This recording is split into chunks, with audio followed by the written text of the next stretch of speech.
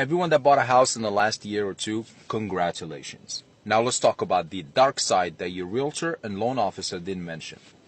Before, you used to call someone to come and fix your toilet, the landlord.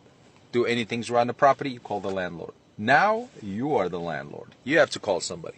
And let's say hypothetically you moved into a new neighborhood. You don't know anybody. You're not the only one out there. You don't know how much to pay. You don't know the trade. You probably, for the first time, you're going to get scammed left and right and be overcharged. And most of the time what happened, even in a situation like this, where you actually pay the contractor's deposit and then they walk away with your money and leaving you hanging up in the air. But it doesn't have to be that way. Let me introduce you to the AllBetter. This app allows you to post your job, just like sending a text message within 60 seconds or less. And then just name your budget if you have a price, or simply wait for contractors to give you what is fair price. You're going to get bids directly from the people that are doing the work. This isn't you looking at Google search and calling some 800 numbers and landing into a telemarketing agency.